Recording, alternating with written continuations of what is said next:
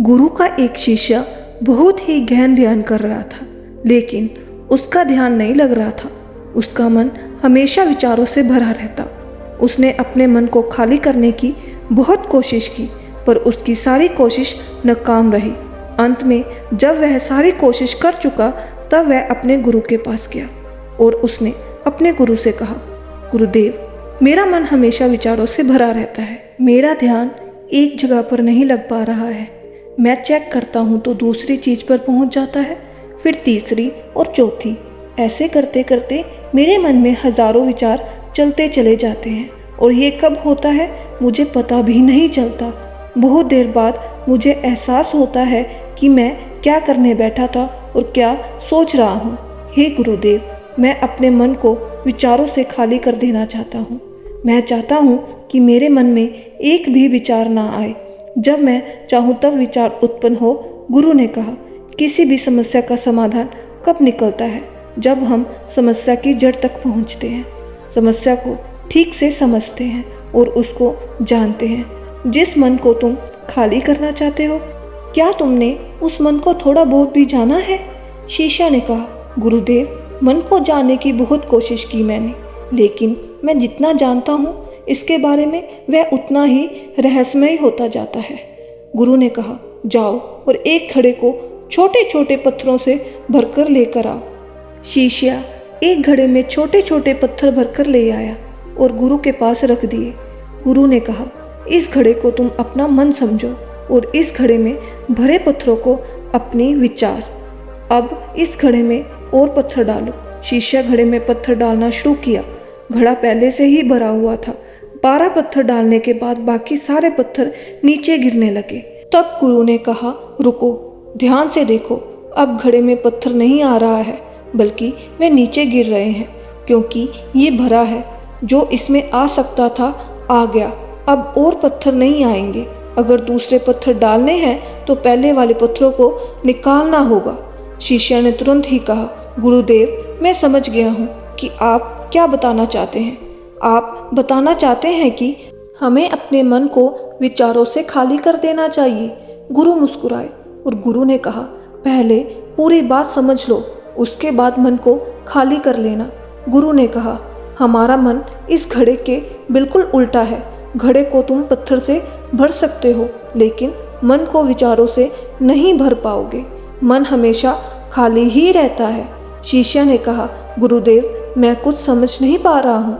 मन अगर हमेशा खाली रहता है तो हम उसे खाली करने में क्यों लगे रहते हैं? उसकी क्या आवश्यकता है? गुरु ने कहा, इस घड़े से सारे पत्थरों को एक एक करके बाहर निकाल दो। शिष्य ने ऐसा ही किया। घड़े से एक पत्थर बाहर निकाल कर रखता रहा और अंत में वह घड़ा खाली हो गया। गुरु ने कहा, देखा, तुमने एक एक पत्थर को बाहर निकाला तो ये घड़ा खाली हो गया। अब तुम इस घड़े में कोई भी पत्थर डाल सकते हो, दूसरे पत्थर डाल सकते हो, या उन्हीं पत्थरों को दोबारा भी डाल सकते हो। आधा भर सकते हो या इसे फिर पूरा भर सकते हो। शिष्य ने कहा, गुरुदेव, मैं भी तो यही कह रहा हूँ कि मन को खाली करना है। ये पत्थर है, इन्हें आसानी से निकाला जा सकता है और घड़े को खाली किया जा सकता है, लेकिन मैं अपने मन को कैसे खाली करूं? गुरु ने कहा, इस खाली घड़े में एक पत्थर डालो और 2 पत्थर निकालो। शिष्य ने कहा, ऐसा कैसे हो सकता है? जब इस घड़े में एक पत्थर होगा तो एक ही पत्थर निकालेंगे, 2 पत्थर कैसे निकाल सकते हैं? गुरु ने कहा, चलो तो ऐसा करो, इस घड़े में 2 पत्थर डालो और 4 पत्थर निकालो। शिष्य ने कहा, गुरुदेव, ऐसा कैसे हो सकता है? यह घड़ा तो चमत्कारी घड़ा नहीं है। तो गुरु ने कहा, लेकिन जो तुम्हारा मन है वह चमत्कारी है। उसमें सिर्फ तुम एक विचार निकाल लोगे तो उसके पीछे 2 विचार निकलते हैं। जब तुम उन 2 विचारों को पकड़ते हो तो उसके पीछे 4 विचार निकलते हैं, और जब तुम उन 4 विचारों को पकड़ते हो तो उसके पीछे 16 विचार निकलते हैं। और ऐसे ही करते करते विचारों की एक लंबी श्रृंखला बनती चली जाती है और तुम कहीं नहीं रुकते। एक के बाद एक विचारों को पकड़ते जाते हो। ये मिट्टी का घड़ा है तो पत्थरों से भरा जाएगा, लेकिन तुम्हारा मन कभी नहीं भरता। वह हमेशा खाली है और खाली नहीं रहता। ये मन की माया है कि सब कुछ है लेकिन कुछ भी नहीं है। शिष्य ने कहा, गुरुदेव, मैं आपकी बात समझ रहा हूँ, लेकिन क्या मैं हमेशा अपने विचारों के जाल में ही फंसा रहूँगा?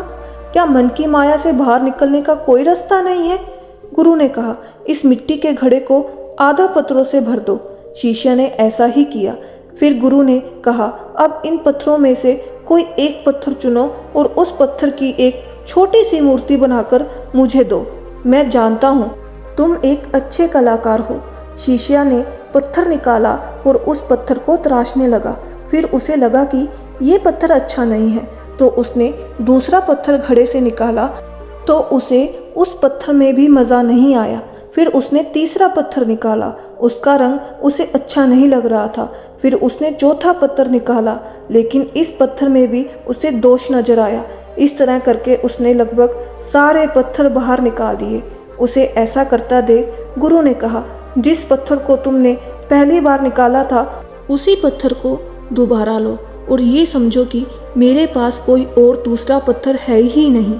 तब उस शिष्य ने उस पत्थर को ही तलाशना शुरू किया और उस पत्थर से उसने अपने गुरु की एक अति सुंदर मूर्ति बनाई और अपने गुरु को दी और कहा, इस पत्थर से इतनी सुंदर मूर्ति बन सकती है, मैं ये सोच भी नहीं सकता था। गुरु ने कहा, जब हमारे पास विकल्प नहीं होता तब हमारे पास जो भी होता है हम उसी में अपनी संपूर्ण ऊर्जा लगाते हैं और उसी को सबसे बेहतर बनाते हैं। और जब विकल्प होता है तब हम बस पत्थर ही चुनते रह जाते हैं, मूर्ति बनती ही नहीं। हमारा मन भी हमारे लिए एक विचार के पीछे हजारों विकल्प खोल कर रख देता है और हम एक मुख्य विचार को छोड़कर उन हजारों विकल्पों में फंस जाते हैं। शिष्य ने कहा, मैं आपकी बात अच्छी तरह से समझ गया हूँ, लेकिन अब मुझे क्या करना चाहिए? मेरा मार्गदर्शन करें। गुरु ने कहा, मन के जाल में मत फंसो, मन को खाली करने का प्रयास मत करो, अपने ध्यान को एकत्रित करो, एकाग्रता लाओ।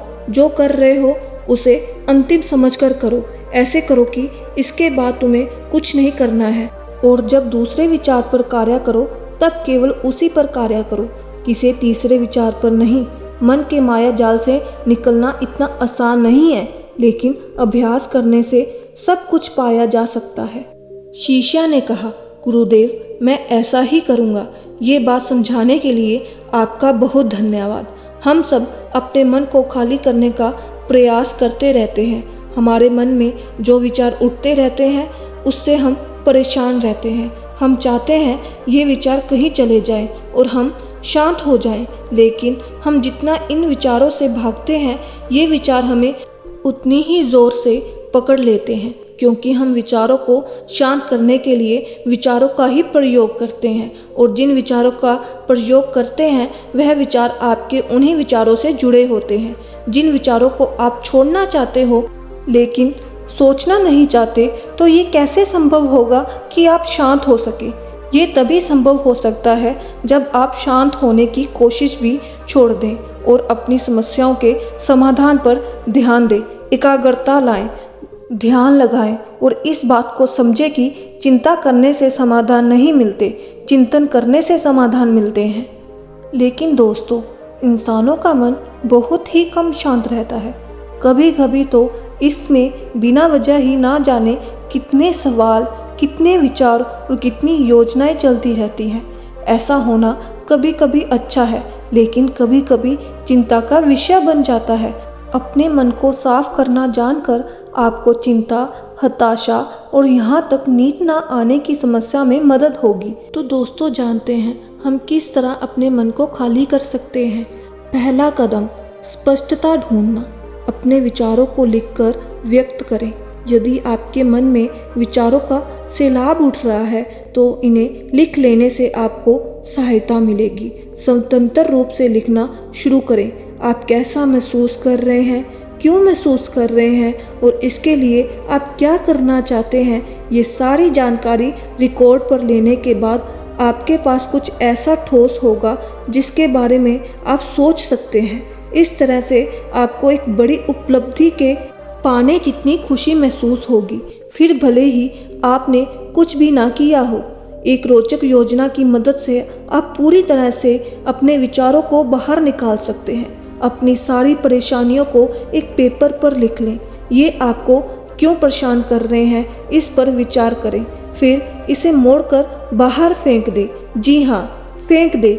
अध्ययनों की माने तो जो लोग अपने विचारों को पेपर पर लिखकर फेंक देते हैं वह इन्हें अपने मन से बाहर निकाल पाने में कामयाब हो जाते हैं और ऐसे लोग बहुत ही कम चिंतित रहते हैं।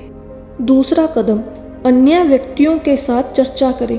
हो सकता है कि आप कुछ इस तरह के इंसान हो जो अपने विचारों और भावनाओं को अपने अंदर दबाकर रखना पसंद करते हैं। ये कोई बुरी बात नहीं है, लेकिन कभी कभी हमारे अंदर की एक छोटी सी भावना ना जाने कब कोई बड़ा रूप लेकर उजागर हो जाए। आपके मन को साफ रखने के लिए इसमें मौजूद प्रेम की भावना, अपने स्वास्थ्य को लेकर मौजूद तनाव या फिर जॉब से संबंधित कोई समस्या के बारे में किसी से बात करना सीखें। सबसे पहले अपने किसी फ्रेंड या परिवार के सदस्य के पास जाएं। आपके फ्रेंड और परिवार के लोग आपसे प्यार करते हैं और आपको समझते भी हैं। ये आपके बारे में कभी कुछ बुरा नहीं चाहेंगे।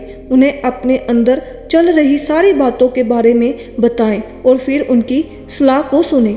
यदि आपके फ्रेंड या परिवार के लोग आपकी मदद करने के लिए तैयार नहीं हैं तो किसी थेरेपिस्ट से मदद लें। एक थेरेपिस्ट आपकी बातें सुनने और समझने में निपुण होता है और उन्हें कुछ इस तरह की ट्रेनिंग दी जाती है कि किस तरह लोगों की बातों पर ध्यान दें और उन्हें किस तरह सलाह देनी है। फिर ये अपने अनुभवों और शोधों के अनुसार आपको सलाह देने के लिए लायक भी होता है। थेरेपिस्ट की सलाह लेना कोई बुरी बात नहीं है, तो ऐसा करते हुए खुद को बिल्कुल भी कमज़ोर ना समझें। तीसरा कदम, खुद को अपने जीवन में मौजूद सबसे महत्वपूर्ण चीज़ों की याद दिलाते रहें। कभी कभी हमारे मन में कुछ ऐसे विचार भी जन्म लेते हैं जो शायद हमारे लिए बिल्कुल भी महत्वपूर्ण नहीं होते। हो सकता है कि आपकी नौकरी जा चुकी हो या आपकी गर्लफ्रेंड ने आपके साथ ब्रेकअप कर लिया है। यद्यपि विचार करें कि सच में ये सारी बातें कितने समय तक मायने रखती है। आपके मन को हर वक्त सिर्फ महत्वपूर्ण बातों की याद दिलाते रहें, जैसे कि अपने मित्र और अपना परिवार, अपना स्वास्थ्य और सुरक्षा, अपना घर और खाना, अवसर और स्वतंत्रता। तो दोस्तों, कैसी लगी आपको आज की कहानी? मिलते हैं अगली कहानी में। शुभ प्रभात।